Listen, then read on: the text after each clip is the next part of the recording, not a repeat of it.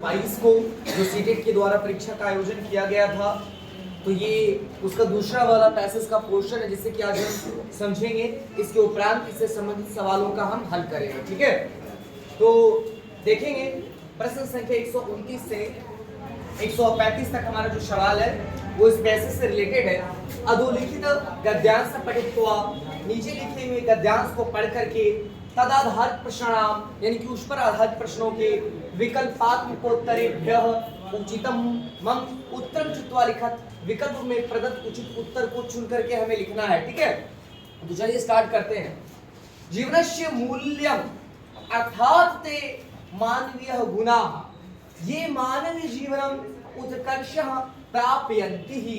जीवनस्य मूल्यम अर्थात जीवन मूल्य, मूल्य का मतलब यहाँ मोरल से, मोरालिटी से है। ठीक है, तो जीवन जो मूल्य है ये मानव का ये गुण है। ये क्या है? मानवीय गुण है। जो मोरालिटी है वह क्या है? मानवीय गुण है। ये मानव जीवनम उत्कर्ष प्राप्यन्ति, ये मानव जीवन को उत्कर्ष पर पहुंचाने का काम करते हैं। ठीक है, यानी कि मानव जीवन को उत्कृष्ट बनाने का काम करते हैं। क्या चीज? ये जो मूल्य है, जीवन मूल्य जो है, जो मोरालिटी है, ये आपको कैसा व्यक्ति बनाएगा? ये आपको उत्कृष्ट व्यक्ति बनाएगा। ठीक है, चलिए आगे बढ़ते हैं। तेषु प्रमुखा, तेषु उनमें से प्रमुख है, यानी कि जो मोरालिटी की हम बात कर रहे हैं, इन मोरालिटीज में मेन क्या चीज है? दया। ठीक है, पहला चीज है दया, दूसरा है सत्य, तीसरा है अहिंसा, असत्य। तो देखिए सत्य में अ लग गया तो असत्य में तो झूठ नहीं बोलना है। ठीक है, अक्रोधात् दयः सन्ति, यानी कि क्रोध नहीं करना है। ये सारे मानवीय मूल्य हैं। ठीक है, ये सभी मानवीय मूल्य हैं जो आपके जीवन को उत्कृष्ट कर देंगे। क्या क्या चीज है? दया, सत्य, अहिंसा, झूठ नहीं बोलना, गुस्सा नहीं करना इत्यादि। ठीक है, मानव जीवनस्य उत्थानाय एतेषः महती आवश्यकता भवति। मानव जीवनस्य यानी कि मानव जीवन के उत्थानाय अर्थात उत्थान के लिए एतेषा महती आवश्यकता भवति, यानी कि बहुत ही ज्यादा आवश्यकता होती है। अगर आप अपने जीवन का उत्थान चाहते हैं तो आपको इन सारे गुणों को डेवलप करना पड़ेगा, है ना। मनुष्य वास्तवः मनुष्य तदैव भवति, यहाँ पे लिखा गया है मनुष्य मतलब मनुष्य, वास्तवः मनुष्य यानी कि वास्तविक मनुष्य, तदैव भवति तब बनता है, यदा जब, सह मतलब वह, एते गुणे इन गुणों को सुशोभितः भवति, जब इन गुणों से व्यक्ति सुशोभित हो जाता है अथवा अलंकृत हो जाता है। किन गुणों से? दया, सत्य, अहिंसा, झूठ नहीं बोलना, क्रोध नहीं करना, इन सभी गुणों से जब वो परिपूर्ण हो जाता है तो वास्तव में वह मनुष्य कहलाता है, अन्यथा वो पशु ही है कि नहीं। चलिए आगे बढ़ते हैं। सर्वांगीण विकासाय अर्थात सर्वांगीण विकास हेतु। ठीक है, आपने पढ़ा है शिक्षा का जो प्रमुख उद्देश्य होता है वह होता है सर्वांगीण विकास आपका, है ना। नैतिक विकास, चारित्रिक विकास, आध्यात्मिक विकास और शैक्षणिक विकास, सारी तरह के विकास इसमें समाहित होते हैं। तो सर्वांगीण विकासाय पुस्तकीय ज्ञानेन सह नैतिक मूल्यानां अपि छात्रा गृहीत्वानि, अर्थात सर्वांगीण विकास के लिए पुस्तकीय ज्ञान है कि पुस्तक की जो ज्ञान है, किताबी जो ज्ञान है, समह उसके साथ नैतिक मूल्यान अपि छात्रा गृहीत्वानि, यानी कि अगर आप सर्वांगीण विकास चाहते हैं तो पुस्तक यानी किताबी ज्ञान के साथ आपको नैतिक मूल्य को भी ग्रहण करना चाहिए। ठीक है, बाल्यावस्थायाः मूल्यानां शिक्षा प्रदीयते चेत व्यक्ति वश्य सर्वांगीण विकास भवति ही। बाल्यावस्थायाः अर्थात बाल्यावस्था में, ठीक है, मूल्यानां शिक्षा यानी कि मूल्य पर आधारित शिक्षा, ठीक है, मोरल बेस्ड एजुकेशन। ठीक है, प्रदीयते यानी कि प्रदान करने से, चेत व्यक्तित्व मतलब क्या होता है समझ रहे हैं? कैरेक्टर। ठीक है, पर्सनालिटी। तो व्यक्तिवश्य सर्वांगीण विकास भवति यानी कि व्यक्ति का सर्वांगीण विकास होता है। व्यक्ति का सर्वांगीण विकास तभी संभव है जब बाल्यावस्था से शिक्षा में मूल्यों को समाहित किया जाए, मॉरलिटी बेस्ड एजुकेशन हो। ठीक है, नहीं तो आज देखते हैं खूब पढ़ करके आईएएस बन गया, है ना, आईएएस बन गया, आईपीएस बन गया, लेकिन क्या कर रहा है? 2 नंबर का काम करके पैसा एकत्रित कर रहा है ना। तो कहीं ना कहीं शिक्षा तो ग्रहण किया है लेकिन नैतिक शिक्षा का अभाव है, ठीक है। तो वास्तव में वैसा व्यक्ति याद थोड़ी ना किया जाएगा, लोग गाली ही देगा। चलिए देखते हैं। मानव स्वकीयम पुरुषार्थ करोति ही जीवन लक्ष्यम च प्राप्नोति ही।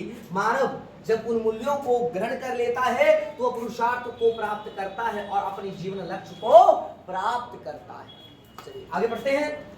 भारतीय संस्कृत हो आदि कालतः, भारतीय संस्कृत मतलब भारतीय संस्कृति में आदि कालतः मतलब आदि काल से लेकर प्राचीन काल से ही एव जीवन मूल्याना प्राधान्यम अस्ति, यानी कि भारतीय संस्कृति में प्राचीन काल से ही मूल्य पर आधारित, यानी कि हमारे जीवन जो है वो किस पर आधारित था, मूल्य प्रधान हुआ करता था, यानी कि मॉरलिटी बेस्ड होता था, है ना।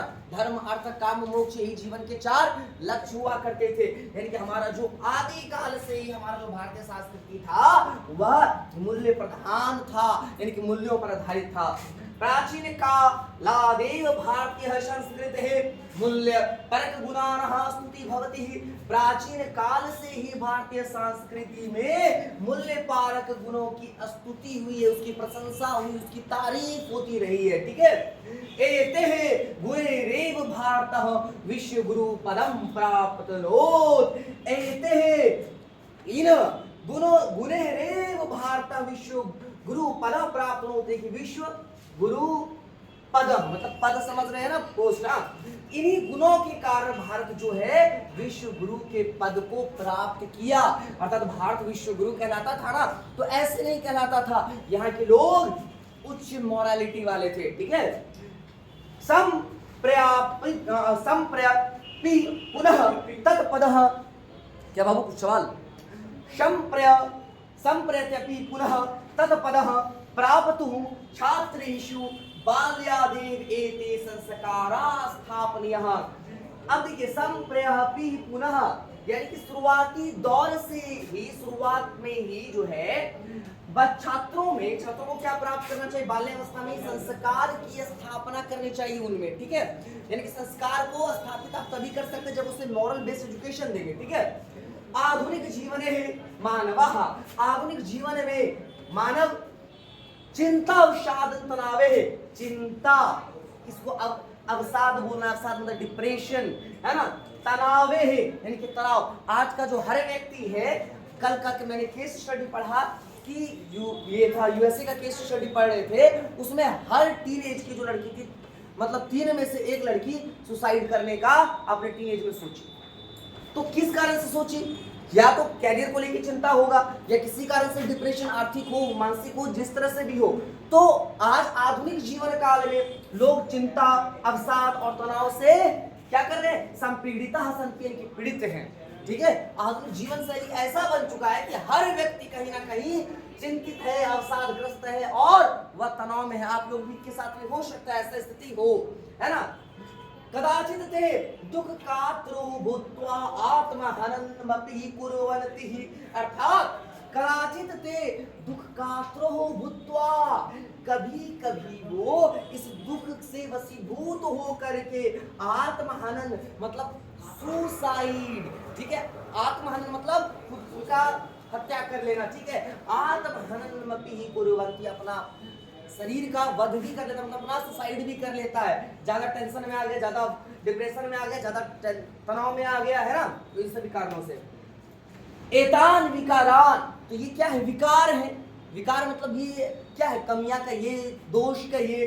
तो एतान विकारान, इन दोषों से निराकर्तुम जीवन मूल्याना महती भूमिका वर्तते, यानी कि इन विकारों से के निवारण हेतु जीवन मूल्य की बहुत ही ज्यादा महत्वपूर्ण भूमिका होती है।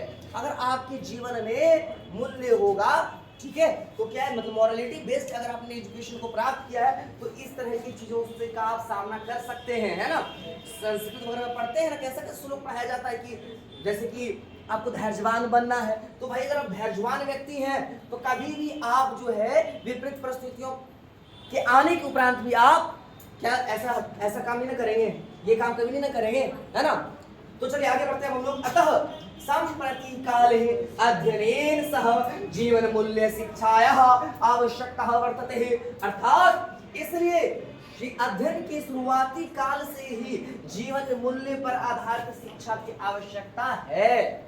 चलिए, तो आपने पैसेज को भली बात समझ लिया है, तो अब हम लोग इससे संबंधित जो सवाल है उसको हम लोग हल करेंगे, ठीक है। तो पहला जो हमारा सवाल है वह क्या है, जीवन मूल्यानि सन्ति, जीवन मूल्य है।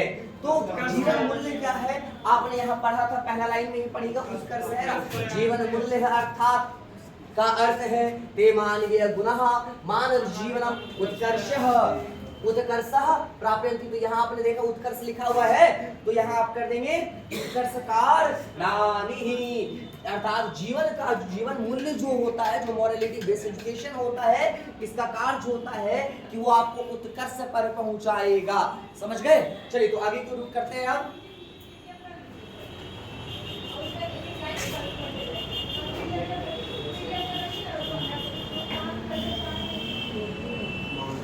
चलिए, दूसरा सवाल है,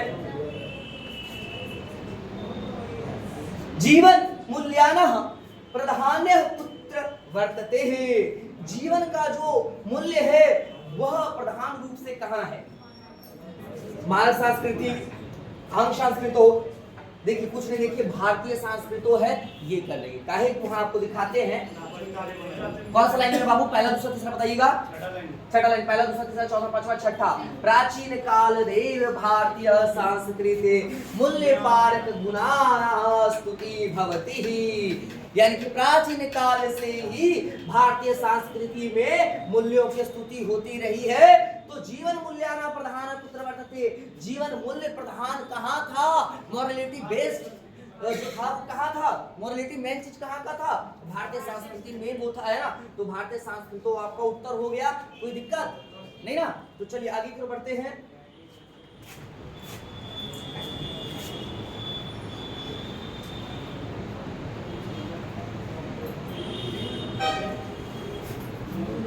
इतना बताने के उपरांत आप लोग खुद से भी प्रैक्टिस किया करें, ठीक है, तब जाकर के आप आगे बढ़ पाएंगे। चलिए, तीसरा सवाल जो हमारा, प्राप्नोति इति पदे मूल धातु। प्राप्नोति जो शब्द है, इस शब्द में मूल धातु क्या है, प्राप्नोति ही, आप हो जाएगा इसमें। मूल धातु क्या है, आप है, ठीक है, आप, प्राप्नोति ही आप, ठीक है। तो इसमें मूल धातु क्या हो जाएगा आपका, उत्तर हो जाएगा आपका आप। तो चलिए आगे की ओर बढ़ते हैं।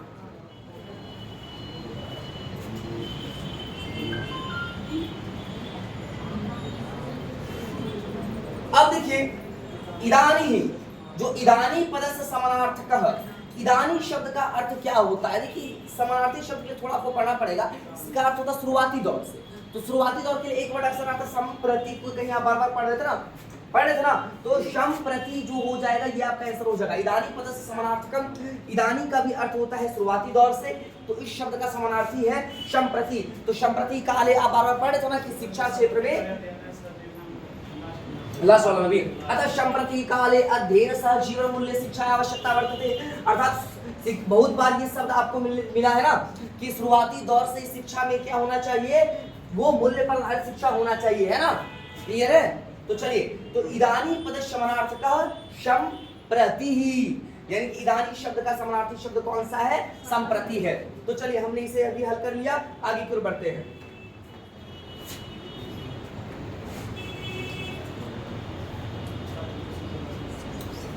अब देखिए, छात्रेषु कदा संस्कार स्थापनीय, छात्रों में कब संस्कार को स्थापित करना चाहिए बताइए। विद्यालय कालात, केसरिया कालात, ये यौवन कालात। देखिए, विद्यालय कालात इसलिए हम नहीं कहेंगे, कहे जब स्कूल में बच्चा जाएगा तब भी आप उसको मोरल लेके सिखाइएगा। उसके पहले मम्मी पापा उसको क्या करते हैं, नहीं कहते हैं बेटा उन प्रणाम करो, वो चाचा जी हैं, नाना जी हैं, दादाजी हैं, कहते हैं ना, उनसे तुम करके मत बोलो बेटा, आप बोलो।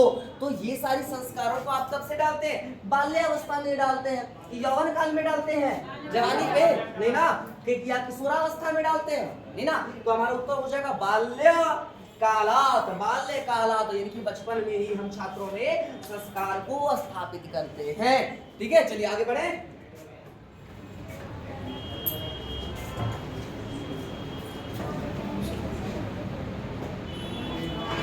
निराकर्तुम इति पदे कस्य कृदंत प्रत्यय से प्रयोग।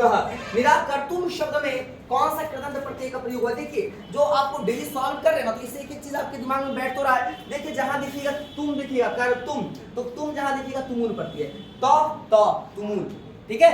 अब इस तरह का जितना भी मिल जाए कर, चाहे निराकर्तुम हो, कोई भी कर्तुम लास्ट में लगा हुआ आपको दिखेगा भैया, तो कौन सा प्रत्यय है? वो तुमुल प्रत्यय है। आप आसानी से हल कर सकते हैं ना, कोई दिक्कत? तो आपको इसमें देखना क्या है, कर्तुम, लास्ट में कर्तुम लगा है भाई, तो कौन प्रत्यय? तुमुल प्रत्यय। कोई दिक्कत नहीं ना? अभी फिर रुक करते हैं हम।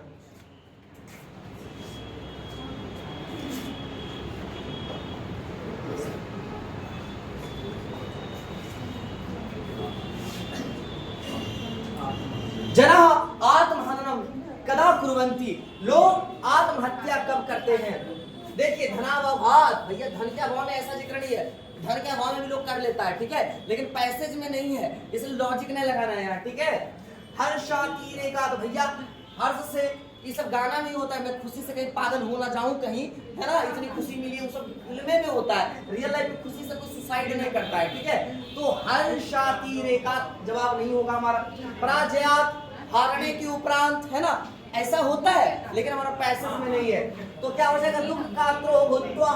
अब यहाँ पे देखिएगा, दुख कारो भूत्वा आत्महननमपि कुर्वन्ति, यहाँ दिखा दुख कात्रो भूत्वा आत्महननमपि कुर्वन्ति, तो लोग आत्महत्या कब करते हैं? दुख से, हाँ दुख के कारण कर लेते हैं ना। तो दुख बाबू धन लॉस से भी होता है, पराजय से भी होता है, लेकिन उस सब चीज में नहीं जाना है हमको, क्योंकि जो पैसे में मेंशन है ना उसी हिसाब से रहना है। चलिए बाबू